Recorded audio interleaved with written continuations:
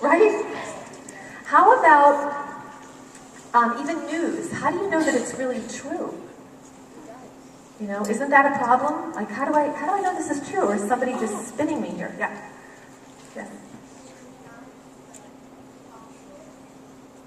What? Something that sounds possible, but it's really not? Or sounds good? Yeah. Yeah, one more. Stalkers, yes, okay. Absolutely. Sometimes they're called predators, right? Okay. So here's some dangers. Obviously relationships, you know, pornography, which is a big one, which is using people. It's using people like things. How about cyberbullying? That's huge, isn't it?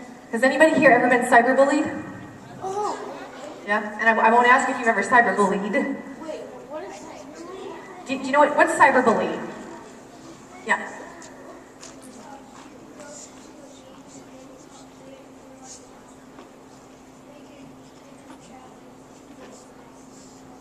Oh, yeah, you can be threatened online, right? Yep. What else? Blackmailing, yeah. How about just plain old being mean? Making fun of people or taking their pictures and putting stuff over their pictures or starting lies or rumors about people. That's really huge. We talked about news and information. We talked about ID theft, illegal downloading. Oh my gosh, there's just so many dangers. And also, what? LimeWire, that downloads viruses, right? Yeah. Yeah, stay away from LimeWire.com. Oh, and that's illegal downloading too, right? No?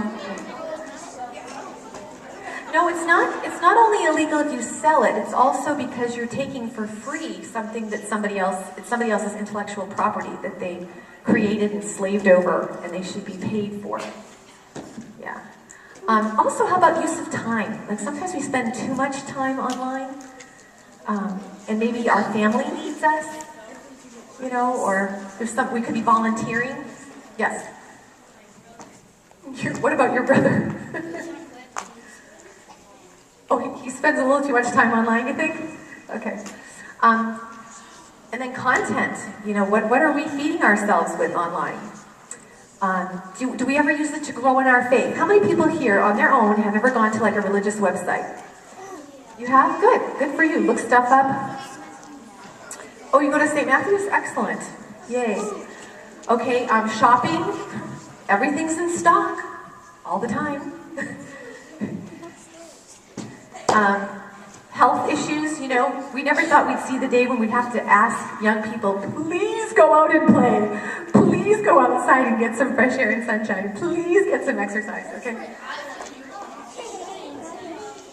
And then, like, how do you present yourself online? Are you real?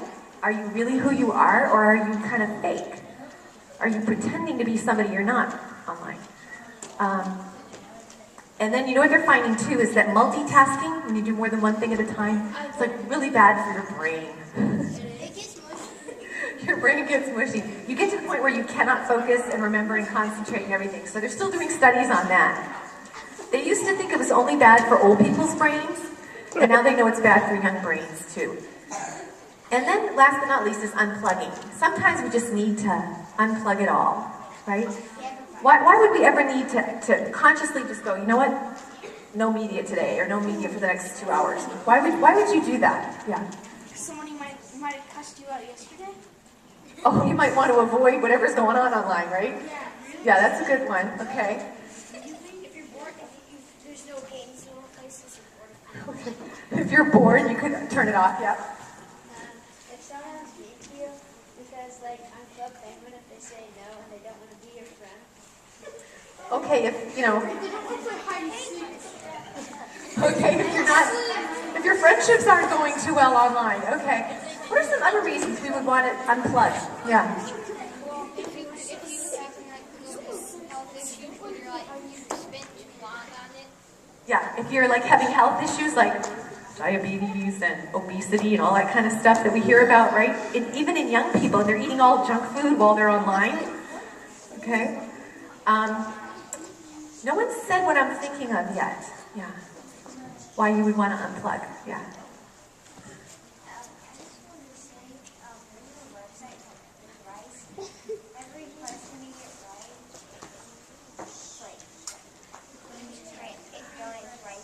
Oh, that's wonderful. It's called freerice.com.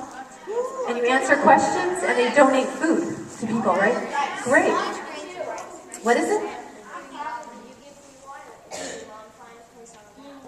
That's wonderful. That's a great way to use online. Well, you know what I'm thinking of is silence. We need some silence in our lives.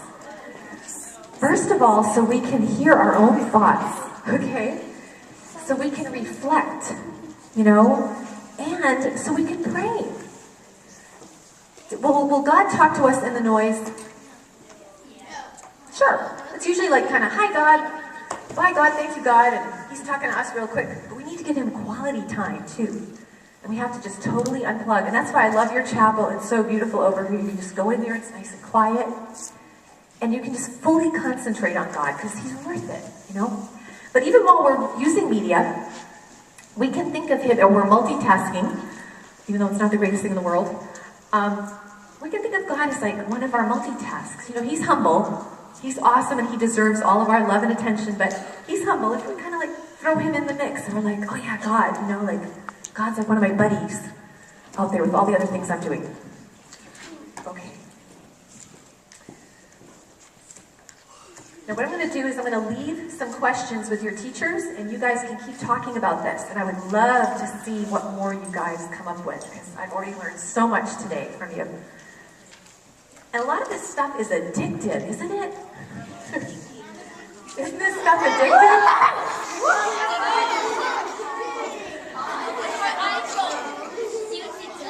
Now, you know that these pictures are doctored, right? You know that this one here is photoshopped and this one over here, right? Okay. But did you know that our Pope really loves media? Did you know that? He loves media, and he's always talking about media, and he just, oh gosh, like a month ago, he told the priests, you guys better start using the internet more to keep in touch with your people and help people, okay? So our Pope is very pro-media. And this, what? I don't know if he personally has a BlackBerry, but the Pope does have a YouTube channel. The Vatican has a YouTube channel. They have a Facebook app, and it's called Pope2U. I'll show you on the next slide here. It's kind of hard to see here, but there's the Vatican YouTube channel. There's iPhone apps. There's all kinds of wikis, and there's also h2onews.org, which is a Vatican news site. So this is what the Pope said to young people regarding media recently. He addressed young people directly. He tuned all the older people out. And he said, avoid the sharing of words and images that are degrading. But he praised the way that young people use the internet to maintain